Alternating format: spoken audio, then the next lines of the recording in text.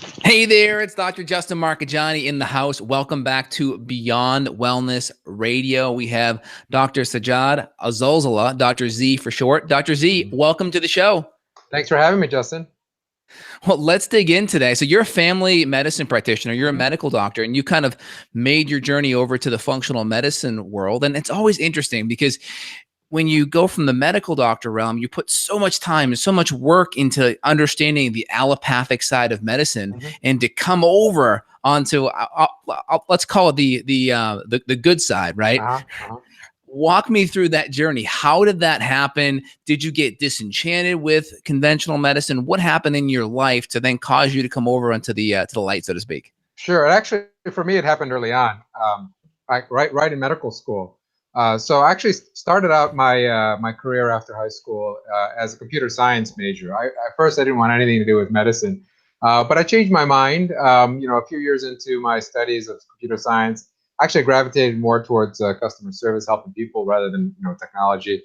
So I decided, I'm wasting my time with computers, and I decided I wanted to be a doctor instead. So I kind of switched gears and applied for medical school, and was fortunate enough to get in. I almost dropped out after the first year of medical school. Studying was a lot harder than I thought it'd be. I didn't have the skills that I thought I needed to make it through, and I almost dropped out actually. But what saved me was actually in my introduction into integrative medicine or holistic medicine. At the time, it wasn't, functional medicine was still one of those terms that wasn't quite used yet. But I think at the time, integrative medicine was the term that was mostly used. The reason I almost dropped out of medical school is because there was a big disconnect about what we were learning from the biochemical, pathophysiological perspective and what we were learning from the therapeutics perspective. It seems like our classes completely ignored everything you could do from a diet, nutritional, lifestyle perspective to help a patient, and focus specifically on drugs and surgery, and that was pretty much it. Totally. And again, I kind of little tongue in cheek, put a little jab at the allopathic medicine community, but allopathic medicine is phenomenal at acute traumatic care where the underlying cause isn't an issue, right? You got in a car accident, the underlying cause is already isolated. It was the car accident or the trip and fall, right? Chronic medicine or chronic degenerative conditions, there's an underlying cause that's still not addressed, that if you just use medications, we're not covering it up. We're covering it up. We're not getting to the root cause. So you had this mindset where it was allopathic, and then you shifted over because in family medicine, you're just constantly prescribing drugs for symptoms and not getting to the root cause, correct? Exactly. I mean, I think conventional medicine or allopathic medicine is kind of a victim of its own success. About 100 years ago, I mean, penicillin was a big thing. Surgical techniques were the big thing, and so they were allopathic practitioners were curing diseases and healing patients for things that were thought to be incurable. But in our day and age, where most people are not dying of infections, where people are not dying of slivers in their feet and things like that, they're trying to take the success from 100 years ago and trying to put it into our modern maladies, and it just fails terribly because it completely ignores so many things of our biochemical and physiology. Yeah, we've come a long way because water is cleaner, right? We have good water purification process. Maybe we still leave some fluoride and chlorine in there, but that's another podcast. We have, we have food storage systems like refrigerators so we can keep the food fresher and such. Obviously, we do have the pesticide component. We do have indoor plumbing. These kind of things have decreased a lot of the infections, but then now we have all these chronic degenerative things that are occurring, like heart disease and cancer at much higher rates. Was there a personal kind of impact? Did you have a health challenge that kind of pulled you over from conventional medicine into functional medicine? Not until later. I mean, I was a big fan of integrative medicine right from the start that I heard about it. But later on, so I've always had a challenge with my weight. I was a big kid back when there weren't really very many big kids. Right. And so learning about integrative medicine, functional medicine allowed me to kind of help me control that. I mean, I still struggle with it. If anybody's struggled with the weight, they kind of know what they're talking, what I'm talking about. But I learned to clean up my diet. I learned that the food pyramid was completely bogus, and that I went gluten free back in 2011. And even though I'm not as strict as I want to be, but I still think it's a big component of where I'm at today in terms of my health. And it shows, it shows just the power of just simple things like that. That just mainstream medicine just completely ignores, or they actually try to convince you otherwise. Like there was a story on how people who go gluten-free are at high risk of having arsenic poisoning. Well, you got to kind of read between the lines and say, well, it's not because you're gluten-free, it's because you're eating too much rice. Exactly, you're eating too much rice, and it's probably and yet the headlines say gluten-free diets are linked to arsenic toxicity. And so there's still been this big war being waged between the natural health community and the conventional allopathic community. 100%. And that's the problem. A lot of conventional medicine, there's a lot of confounding variables that aren't really laid out there. That's great that you were able to break that down. And I'm just curious too, because I find with a lot of medical doctors, there's a sense of arrogance that you know what? I'm in medical school. I'm a medical doctor. The medical school is only going to teach me what is important. And if I didn't learn it in medical school, it must not be important. How are you able to turn that part of your brain off and realize you weren't getting the whole story and this wasn't it? Well, like I said, for me, because I was fortunate enough to learn about integrative medicine early on, and actually learning about the functional integrative medicine, listening to Dr. Jeff Bland, listening to his clinical updates, attending some of the IFM and the integrative medicine conferences actually helped me learn the allopathic part a lot more effectively, because I opened my eyes a lot more. So when I learned the allopathic stuff, I'm always in the back of my mind, I was like, well, this is not how I would actually treat a patient. If I had a hypertensive patient, I would not actually start them on antihypertensives. I'd fix their lifestyle first. But right. But I know the mechanism of action for these medications, and I know that the test is asking for this therapy. So I always had it kind of I had to almost have like a split personality in some ways, where I needed to know what I needed to think like the allopathic people wanted me to think like, the allopathic educators wanted me to think like, but I also had this thing where I knew there was a different way to do it. So it was never a sense of betrayal. The only real sense of betrayal was the fact that they really didn't teach any of these other therapies in medical school. And every time I'd ask my professor about it, like we'd learn about a pathway or something like that, I'm like, well, couldn't you change that pathway using, for example, turmeric to reduce inflammation rather than some drug or something like that? Or something like that, and then the professor would kind of stare at me. He's like, "Well, yeah, maybe you could, but we don't have any large randomized controlled trials to prove that." So we just kind of move along and just learn what we want to learn. It's like, of course you're not, because you can't patent some herb, that the Mother Nature created. And if any drug company spent $1 billion getting it through phase 3 clinical trials, they wouldn't have unlimited rights to it, so they would never recoup their money. So of course that's never going to happen, right? So, well, I mean, functional medicine is gaining steam in terms of mainstream. I mean, you have the Cleveland Clinic; they have like a functional medicine department. You have other major universities and hospital systems kind of coming on board. I don't know if these programs will ever be as effective as we need them to be, because a lot of times they're kind of padded with fluff, for lack of a better term. Totally. Like, for example, I mean, not to knock on any hospital systems, but a lot of times it's, oh, come check out our holistic medicine department, and basically it's just some yoga classes. Not to knock on yoga, not to knock on yoga. I mean, yoga is a great therapy, but to think that by sprinkling a little yoga in a hospital, that you call it now a holistic hospital, I think that's just whitewashing the whole thing. Oh, I totally agree. And I've gone on record a few times. I don't think you're going to see, and I could be all wrong, I don't think you're going to see the functional medicine at Cleveland Clinic really, truly be what it needs to be. I think it'll be watered down to some degree. And the reason why I say it is because you're going to have tens of millions of dollars invested into a cancer wing at Cleveland Clinic. You're going to have tens of millions of dollars invested into a heart disease wing. If you bring functional medicine treatment and care into that hospital, and that sucks profit and revenue out of those other wings. I mean, there's CEOs that just look at the bottom dollar, and they're going to be like, hey, this one thing is doing okay, but it's stealing a whole bunch of revenue from what keeps the clinic afloat. And there's a lot of money in cancer and heart disease and chronic disease like diabetes. And don't get me wrong, there's not going to be the ROI on supplementation and lifestyle counseling, because these aren't patentable things. That's the problem.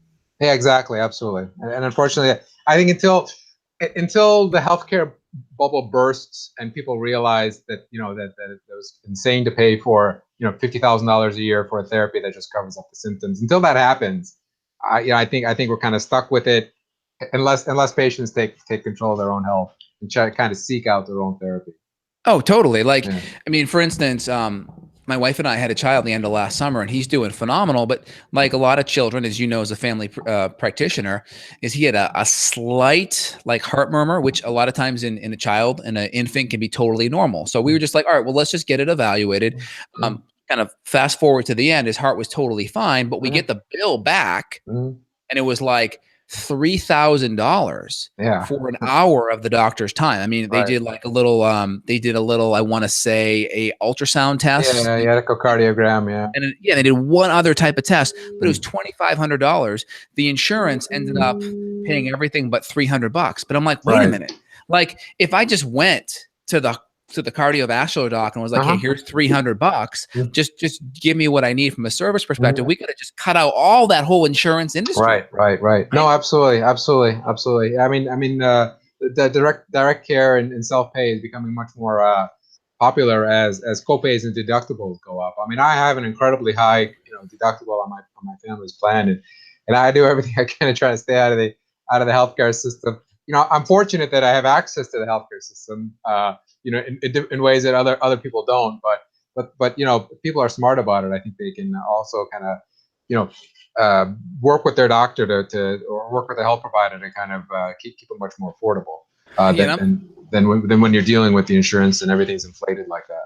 100%. And that's the issue, is that I'm paying a whole bunch of money for like a high deductible insurance, where in the end, I could have just paid that person cash. Now, I think having an insurance is great for high deductible stuff. You get in a car accident, something really expensive that's going to happen, and you may need care or hospitalization.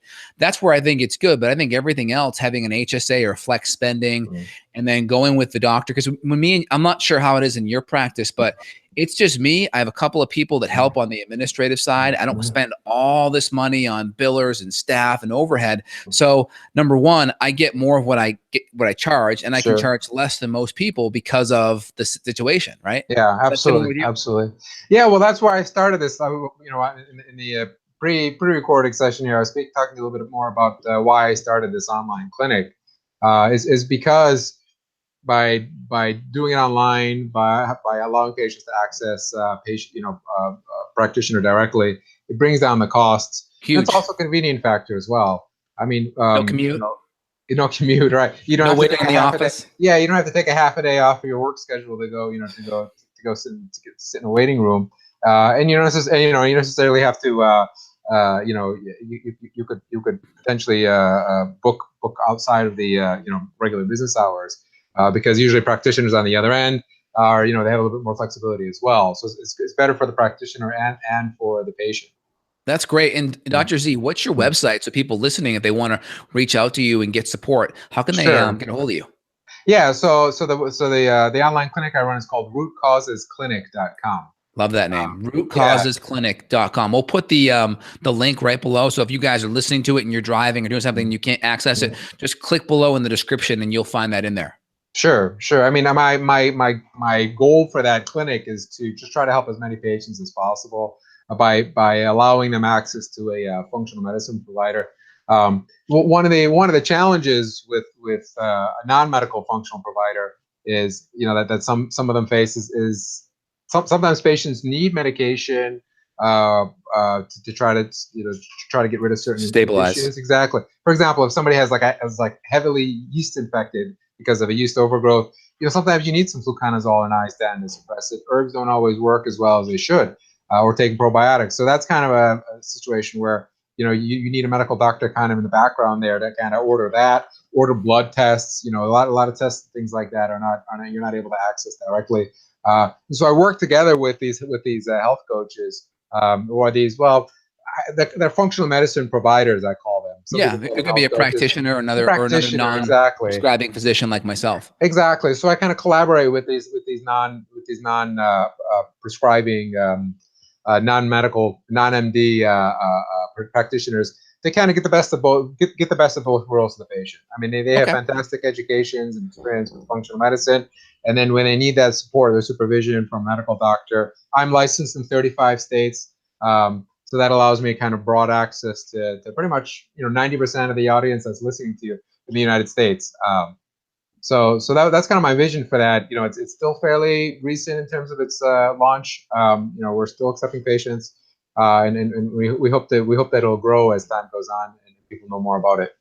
Awesome, Dr. Z. So let's dig in a little bit deeper here. So number one, we have you talked about like the biochemistry and the mechanisms when you were in medical school. You would dive in, you would understand what the mechanism is. You would try to get kind of your head wrapped around how the drug works for that mechanism. But then you would say, okay, well, how can we plug in a natural intervention to help support that? Is that correct?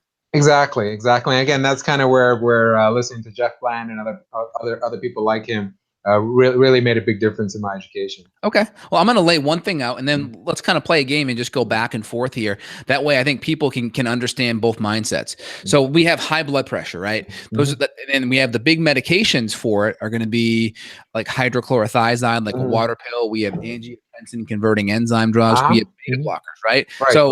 So I look at it as, okay, well, number one, we can help water retention by just helping with insulin resistance because insulin causes water retention. Sure. We have the angiotensin converting enzyme medications. Well, we can just support the adrenal function. We can get inflammation in the body down, which will help decrease vessel constriction.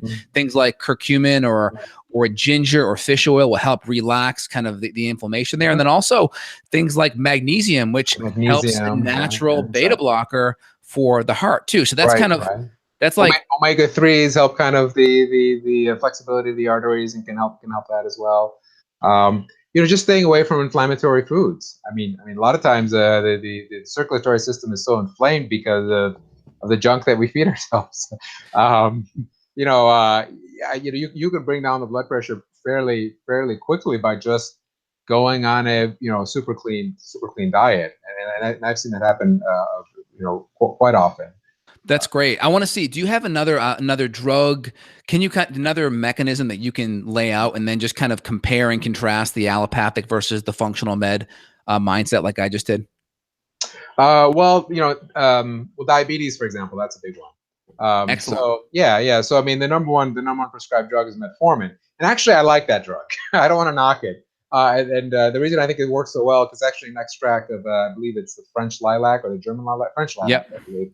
And I think that's why it's so powerful. In fact, I've recently started prescribing it just for its anti-aging properties. But if you want to go, if you're a purist and you want to go like completely, natural with that, even though metformin is pretty close to that, berberine is another way you could do it.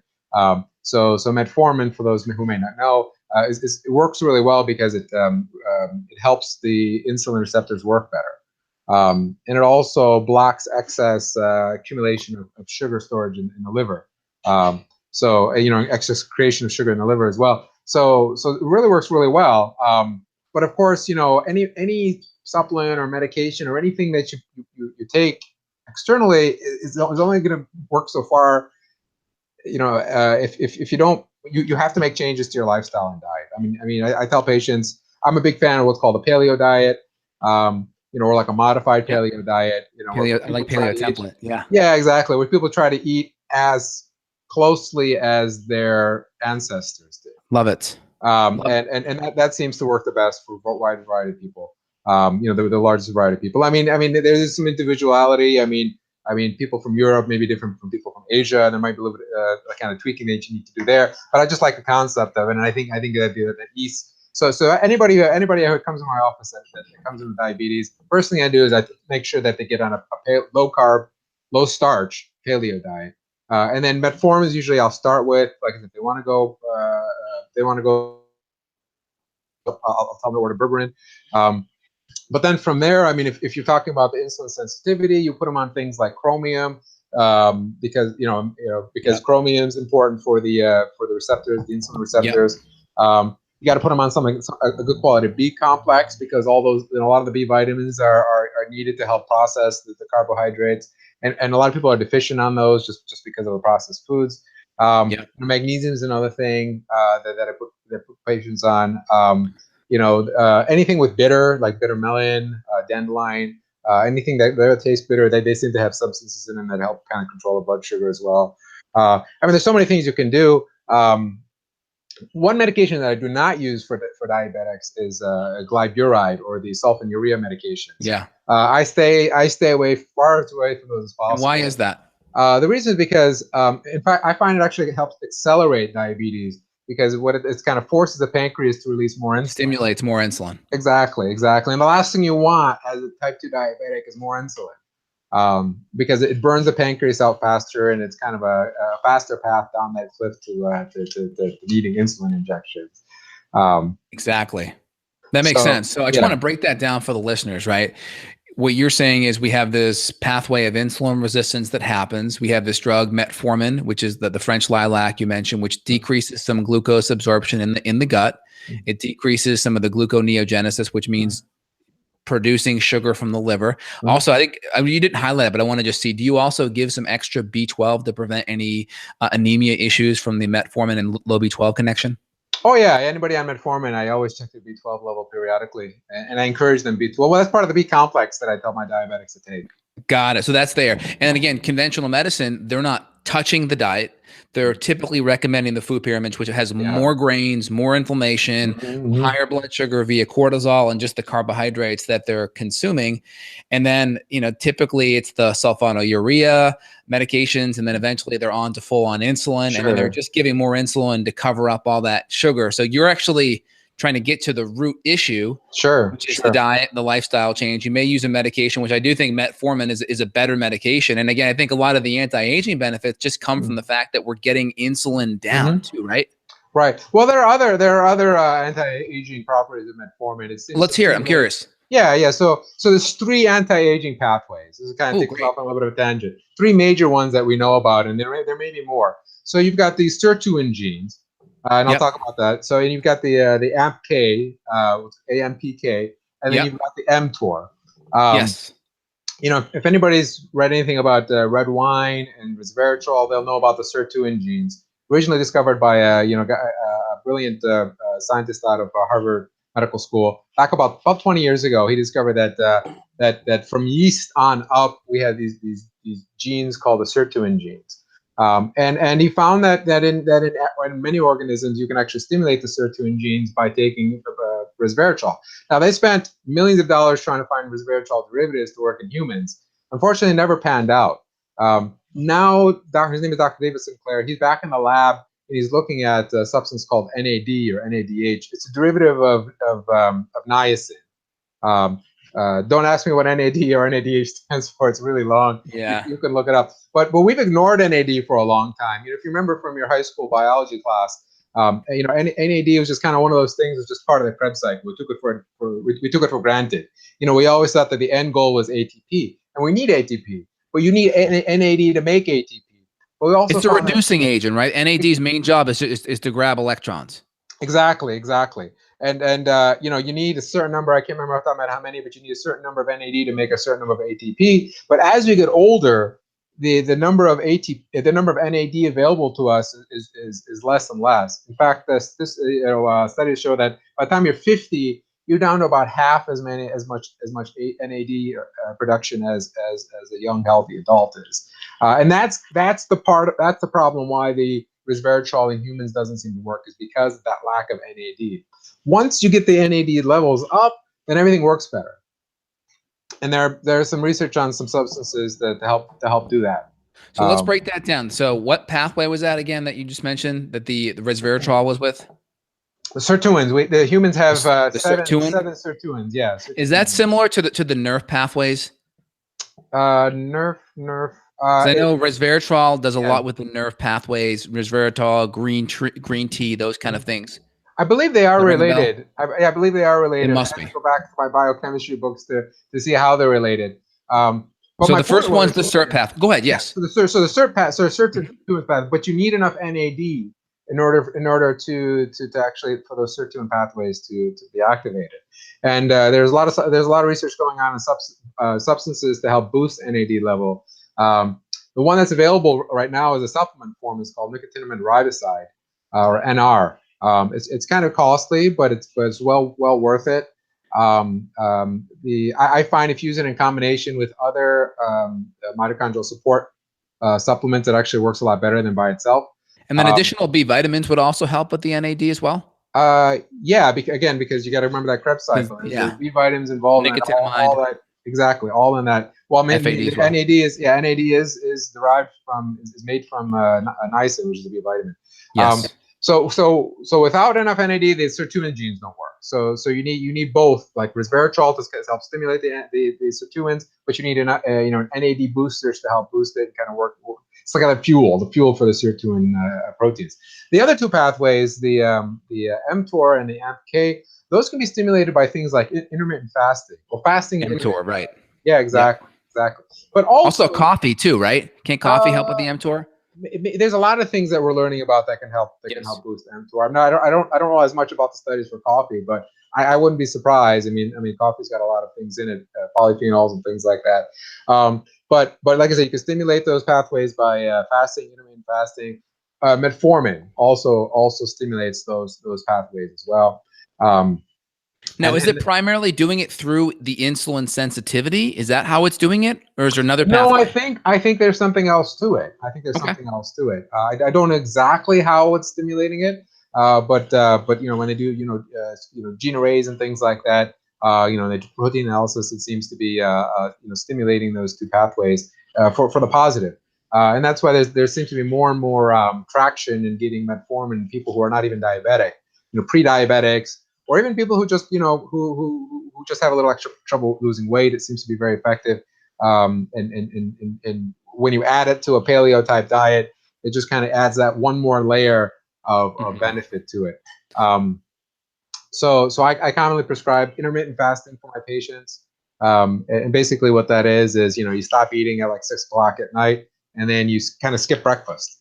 I know that's kind of blasphemy for a lot of nutritionists out there, but you skip breakfast and then you don't eat until as long as you can go. So usually it's about 10 o'clock, noon. So that gives you a good 12, 16 hours where you're kind of fasting for that period, and you're letting your digestive tract rest, and you're turning on these housekeeping genes. Yeah, and there's a 16/8 where you're having that 16-hour fast and an 8-hour eat window, or an 18/6.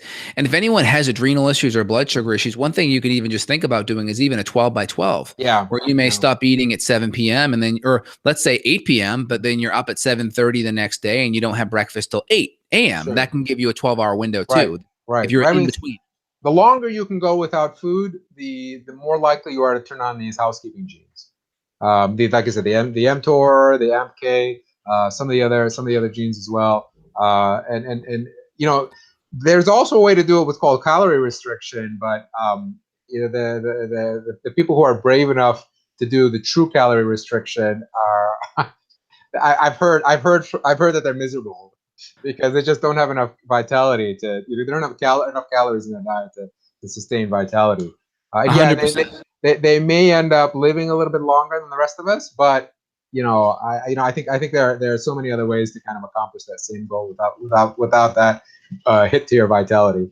Yeah, the problem is if we're talking, people talk about nutrition and they use calories a lot, but calories is just a form of energy. It's sure. a measurement of heat. Really, calories in our world are going to be attached to nutrients. So if we're talking low calorie, we're also talking a low nutrient diet, and our metabolic systems need nutrients. So it's not good to shorten the nutrients up. But if you can get the nutrients in, but use the fasting window to still turn on some of that biochemistry that has that effect, then you get the best of both worlds. Sure. Well, what I was referring to is this fad that I think that came about maybe 20 years ago, around the same time they discovered the sirtuin genes, where they took monkeys, for example, and they put them, they didn't calorie restrict it. And yeah, I mean, the monkey who was calorie restricted, he was lean, he lived longer without diseases, but people said he looked miserable. I think they start losing fertility and things like that just because your body just can't function on such a reduced calorie. And by reduced, I mean take your basal calorie requirements. So for me, it'd be somewhere around 2,000, 2,200 calories, and cut that by 30% and sustain that. That's really hard to do. The people who do it, I don't know if there's anybody left who's still doing it. But there was a society, the Calorie Restriction Society, back like 10, 15 years ago. I don't know if anybody's still part of that or not, but people who do it, I mean, you got to be really, really strict about it. And you have to be really careful talking about the nutrients. You have to be really careful to get all your nutrients in that condensed, that lower calorie. I'm not a proponent of calorie restriction. I think there are other ways to do it. I think the intermittent fasting will get you most of the benefits. Intermittent fasting, where you don't do it every day. You may do the intermittent fasting maybe 4 days out of the week, and that's what I currently do. And if there's a better way, if somebody comes around and convinces me there's a better way to do it, I look at the research, I look at the data behind it, and I adopt, and I kind of adopt that posture and try it out myself and see. I think that's great. I think there's some really good benefits there. So really interesting. You broke down those pathways and how metformin and maybe a functional medicine practitioner looks at diabetes or insulin resistance. Let's look at pain. Let's look at like the NSAID pathways, which the NSAID kind of work on those cyclooxygenase pathways. Let's break that down. What's the mindset allopathic versus on the functional medicine there?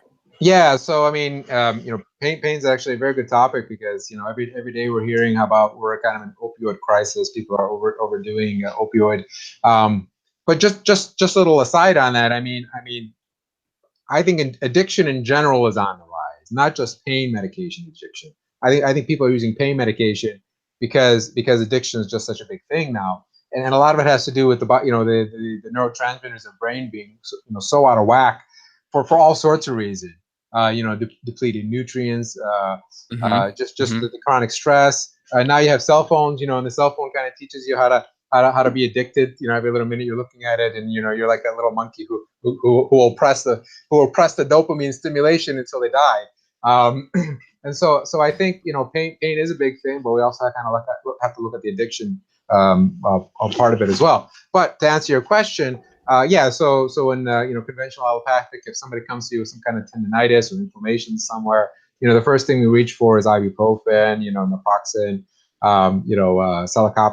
celecoxib, things like that, and those block the COX, COX-1, COX-2, but they're not without side effects. The stomach issue is big. If you're using the occasional Advil, which is ibuprofen, it's probably okay, but for people who are on it all the time, it seems to set them up for things like leaky gut, dysbiosis, and those can really set you up for even more inflammation down the line. So basically the enzymes that those medications block, those enzymes are really important for basically repairing the liver, repairing the gut lining, helping the heart to be healthy. So you're blocking one enzyme that kind of creates this inflammatory compound called prostaglandin 2, right? Exactly. But then on the other side of the fence, it's decreasing the repair of the heart, the gut, and the liver, right? Exactly. I mean, there are much more effective ways and much less dangerous ways of doing it. Something simple as turmeric. Everybody knows about turmeric now, but there's so many other alternatives out there. Boswellia, devil's claw, ginger, celery seed. There's very nice combinations out there as well that kind of combine all those in kind of the proper ratios, and they have almost none of the side effects you'll get from chronic anti-inflammatories. But again, I mean, they may work, if you're in a pinch, but I always recommend trying to figure out why. That's what functional medicine is all about. Why? Why does somebody have inflammation? Why do they have pain? Pain's a symptom. There's something wrong. And you have to try to keep peeling the onion, so to speak. You got to keep going to the next layer until you can figure out why and what therapeutic you need to kind of get in there and fix that pathway that's gone right. And those medications, those NSAIDs, they work really good. I mean, they really do. And I think acutely, a day or two, or let's say you broke a bone, or you had a surgery or something. I think they work great. Or maybe worst case, if it doesn't happen too often, maybe you drank too much the night before, right? But we want those longer term. One, we want diet and lifestyle strategies that keep the inflammation down. But number two, we want natural strategies that we can use more frequently and not have to rely on the big guns, right? Exactly. I mean, I'm all for taking an aspirin or an Advil when you need it. You did something you shouldn't have, and now you're in a little bit of pain. You reach for them, that's fine. But on long-term use, no. I mean, like you mentioned, heart issues. Raises your blood pressure. It's really hard on the kidneys and the liver. So there's really no good reason. Now, unfortunately, the alternative out there has been the opioids. Yes, that's a big deal. Yeah, and that's that's been devastating people in so many different ways. The chronic activation of the opioid receptors. So first of all, opioid receptors seem to be everywhere in our body, and this is a good segue into LDN, low-dose naltrexone. Yes, perfect. Opioid receptors are almost everywhere in our body. When we reach for Tylenol 3 or Percocet or Vicodin, that's stimulating the opioid receptors in the brain and the spinal cord to try to reduce the pain. But it's also blocking the opioid receptors in our immune system and our pituitary gland and all in the glial cells in our brain. They're everywhere, and we're learning more and more about how important these are. And that's why you'll often see people who are on chronic pain medication, chronic opioid medications. Their testosterone's in the tank. If they're female, their hormones are all out of whack. It just kind of seems to decimate the endocrine system in the body. And they end up with all sorts of long-term effects. And to make things worse, they stop working after a while. And that's why you get tolerance, and tolerance eventually leads to addiction, where you need more and more and more of it to get the same effect. Because eventually the body starts to downregulate the opioid receptors. They're stimulated way too much, and the body downregulates to them, and you just don't have any opioid receptors left. Now, so it's basically like insulin resistance, but with your opioid receptors. Yes, you can think of it just like that. I mean, it's probably slightly different, but yeah, exactly. So I think, I mean, I don't have any data to prove this, but I think the same reasons why all of us are becoming insulin resistant is the same reason why we're all becoming opioid resistant. Now, by the way, we make our own opioids. They're called endorphins. The runner's high, that high people get when they exercise. That's because of release of endorphins. And so by becoming like endorphin or opioid resistant, we're actually blunting that natural response we get to our natural endorphins, and that can have a lot of consequences as well.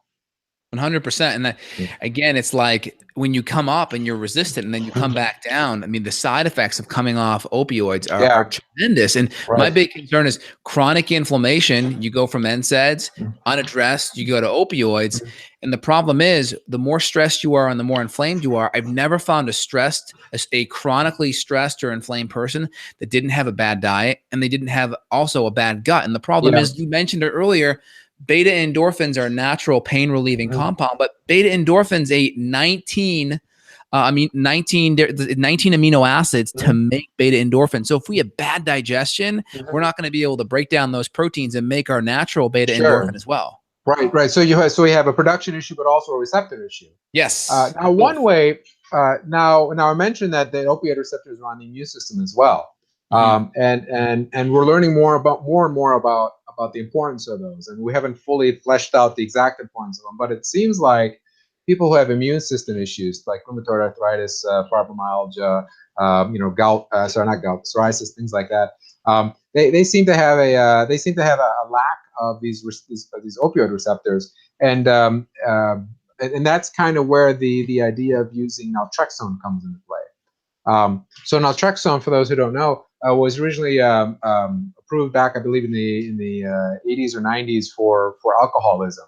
But at the 50 milligram dose, and it's still used. There's a lot of addiction centers that use naltrexone to help alcoholics stay away from alcohol. However, there was a doctor, I think his name was Dr. Bahari. He found out kind of by accident that people who were taking naltrexone, they seem to have a positive effect on the immune system. And so they played around with the dose to try to figure out what the optimal dose was, and it turned out the lower the dose, the better, up to a point, obviously. So we're talking like 2 to 4 milligram ish. Yeah. So 2 to 4.5. 4.5 is usually the highest that I go. So the reason it's called low dose naltrexone because we're not using it at the pharmacological 50 milligrams. We're using it more of the physiological, maybe homeopathic, 2 milligram to 4.5 milligram. In fact, I think it's such a powerful therapy. Obviously it doesn't work by itself. I mean, you need to kind of address the other issues. But sometimes it by itself, I've seen it work wonders by itself. I have this web service that I run. It's called ldndirect.com, where a lot of people have been doing a lot of reading on LDN. It's gotten a lot of coverage on Facebook pages and other news groups and things like that. And people want to know where they can go to get a prescription. a lot of times people ask their doctor, their family doctor, and the doctor kind of scratches their head and says, "Well, you're not alcoholic. Why do you need naltrexone?" It's because most allopathic doctors have no idea that you can use naltrexone in this way. So I created this website called ldndirect.com, where patients can request a prescriptive consultation, and I evaluate them for a prescription for the LDN. It has to be from a compounding pharmacy, and there's several good ones around the country. So that's kind of another side service that I offer as well, because it's such, I think it's such a powerful therapy. The number one reason that I prescribe it is for fibromyalgia. The number two reasons is autoimmune conditions of all sorts, MS, rheumatoid arthritis, psoriasis, things like that. But there's been more and more research on it for psychiatric mood conditions as well. Again, going back to those opioid receptors in the glial cells, which kind of help control the inflammation in the brain. We think that anxiety, depression is an inflammation in the brain. So if you can do anything to reduce that inflammation, it seems to help. So the way it works, the mechanism of action for the low-dose naltrexone is that you temporarily block the opioid receptors. Receptor site. Exactly, and then but only for a short time and only for a small amount. And so over time, you actually end up with more opioid receptor, and it changes gene expressions and things like that for the positive, and it helps balances the immune system. It doesn't overactivate the immune system. It doesn't suppress the immune system either, but it brings it back into a balance. And that's why it's also used for things like infections. In fact, some of the early work on LDN was for HIV. But a lot of times, people were tested to help fight off, Lyme disease, chronic Epstein-Barr virus infection, things of that nature. That's great. So basically what's happening is we have a mild blocking of that opiate receptor site. And then there's some compounds that are produced that help modulate the immune system, help the T regulatory cells to kind of balance out that immune response. But of course, you're looking at it as, okay, here's like a palliative thing we can do to just kind of help with the immune system. But you may also be working on the insulin resistance, the inflammation, maybe vitamin D is profound as well. So you may be looking at a bunch of other things, but then plugging that in as an additional palliative support. Is that correct? Sure. Exactly. I mean, I have about half the patients that ask me for the prescription are already working with a holistic practitioner, integrated practitioner such as yourself, but who may not have prescribing powers. And it is a prescription only medication currently. I think that's important because I think a lot of docs, they may say, hey, here's this natural thing. They prescribe it, but they don't do all the other things that I consider above upstream. So I think it's important that you're setting the table upstream, but then you're also working downstream too. Exactly. So anybody that I do a consultation on for the LDN prescription, I make sure they're either working with somebody or I put them in touch with somebody to work with. Oh, that's great. Yeah. So I'm just curious, if someone is addicted to fentanyl or oxycodone or whatever, can you just list out these opiate medications? Yeah. So fentanyl, we have oxycodone, Percocet. Yeah, you got fentanyl patches. Oxycodone is found in Percocet. Percocet's a mix of oxycodone and acetaminophen and Tylenol. Yeah, you've got Vicodin, which is hydrocodone mixed with Tylenol. Norco is very similar. You have codeine, which is very weak opioid medication. It gets converted to morphine. Morphine is the original. I mean, that's what they extract from the opium, the opium, the poppy plant. And so and with heroin's also a derivative of that too, right? Exactly. Another derivative that is dilaudid or hydromorphone. Yeah, it's about 4 or 5 times stronger than morphine. And so when we look at these medications, how much somebody's on, we always look at what's called a morphine equivalent dose, because like I said, kind of morphine was the original molecule, and all these other opioids are kind of derivatives. Now, outside of these, hard opioids, there are some synthetic opioids. Tramadol is one of them. Yep. And one of the newer ones on the market is called Nucynta. And they work by they activate the opioid receptor, but not as strongly as morphine and their derivatives. But they also have other effects to them. Patients tend not to tolerate them as well as the pure opioids medications, because they have effects on they have effects on serotonin and dopamine and things like that patients just can't tolerate sometimes. A couple of quick questions. Is oxycodone and OxyContin the same thing? Oxycodone is kind of the generic. OxyContin is a brand name. Brand name. And OxyContin is supposed to be an extended release. but that's actually been replaced by oxyneo, because too many people were just kind of breaking the tablets and sniffing. I don't want to give anybody ideas, but sniffing them, No, injecting them. it's already out there. Yeah, exactly. Chewing them, things like that to get in their system to get that high. Because again, once you get a little bit of that high, you're always looking for the next high, and you have to take higher and higher doses to get that high. So with oxy and hydrocodone, which one's stronger? I believe they're about. Oxy? Yeah, the oxycodone I believe is slightly stronger than the hydrocodone, which is about on par. But because these are kind of all derivatives of morphine, I mean, different ones have different reactions in patients. Like for example, some people say that oxycodone doesn't cause constipation as much as morphine does. I prescribe them in my clinic, but I try as much as possible to get patients off of them as much as possible. Actually, I don't prescribe them myself. I have a lot of patients who come to me in my practice in Ontario who are on them, and it's a lot of work to get patients off of these opioids. And do you have a taper? Like, do you have a protocol in which you're tapering off a certain percent over a certain time, or is it just totally customized? It's kind of customized depending on how long the patient's been on it. I mean, the guidelines say I think no more than 10 to 20% per month. I find that actually quite aggressive. Sometimes you have to bring it down just a smidge each. So maybe like 5% a month is reasonable. Yeah. And the challenge with that is that the dosing seems to be is not like for example, oxycodone comes in fives and tens.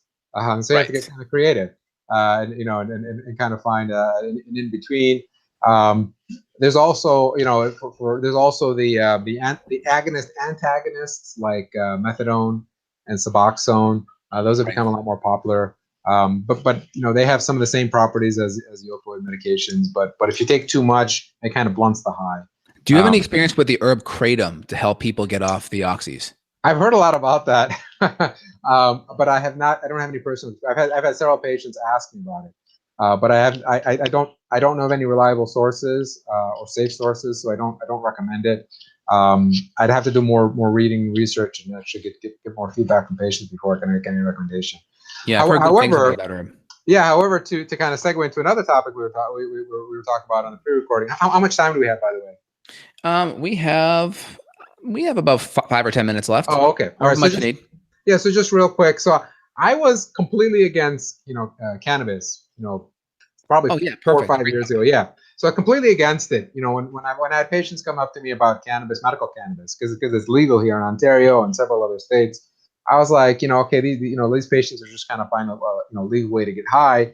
But then, I had a medical student with me rotating one day, and he's like, Doc, you gotta check out, CBD.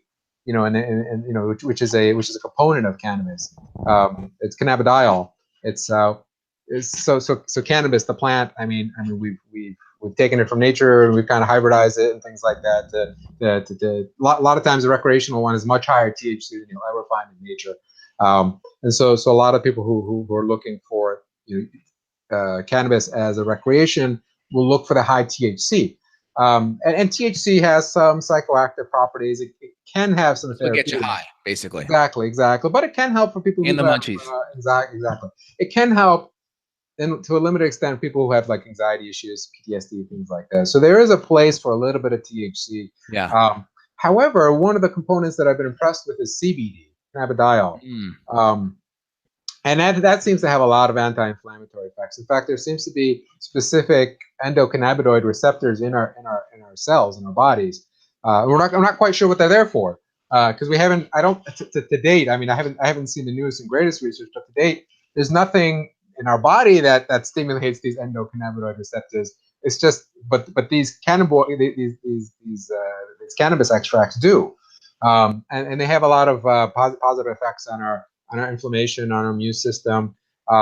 When I prescribe CBD oil, I almost always prescribe it with the highest CBD concentration available, somewhere in the range of about 20%. Exactly, it's THC, and I try to keep THC to a minimum. And I have patients who have fibromyalgia. They seem to get better on it. I've had a couple patients with seizure disorder. It doesn't work for everybody with seizures, but it does seem to help with a couple patients that I have. And is that working with the opiate receptor site? Would you do that in conjunction with LDN, or are you choosing one path or the other to start? Well, they're separate paths. Okay. So with the CBD, it's still hitting the opiate receptor though a little bit, isn't it? Not like I said, the mechanism of action seems to be this endocannabinoid receptors. Okay. And it's separate. I mean, there are people. There may be some cross reactivity there, but I think it's fairly minimal from what I know. And so there are people routinely on CBD and LDN, and it doesn't seem to be any interaction. Now, if somebody's on CBD and they want to try LDN, I'd usually just out of precaution and start them at a lower dose than I normally would, and then taper them up more slowly. But you know, I've had a lot of people use them successfully together, and they seem to be kind of synergistic. So I've come around in the last couple of years on cannabis. I mean, I still think it shouldn't be used recreationally. You know, I don't think it's worth it. I think there's just too many problems with using it too frequently. But if you can get the medicinal aspects out of it, then I think it actually has the potential of being a great adjunct therapeutic to all the other things that we talked about. So with the CBD, you're not getting maybe the slower reaction time or the munchies or maybe any of maybe the lower motivation or memory issues. It's more just helping modulate, has some anti-anxiety stuff to it. It has some of the endocannabinoid receptor activation, which helps with the immune system. THC, though, I do hear it does have some really good pain benefits and some anti-nausea stuff if there's maybe some chronic pain or some cancer stuff happening. Is that true too? It does, absolutely. I mean, because I'm not a pain doctor, when somebody requests medical cannabis for pain, there is a cannabis pain clinic here in town that I refer them to. But I'm much more comfortable prescribing the low THC because you get into a lot less legal trouble that way. When you start dealing with THC products, then there's special courses that doctors are expected to go through, and I just haven't had the time to do those yet. So I don't feel comfortable playing around with THC so much. But CBD, I haven't seen any problems with it so far. It certainly doesn't seem to affect the cognition in any way.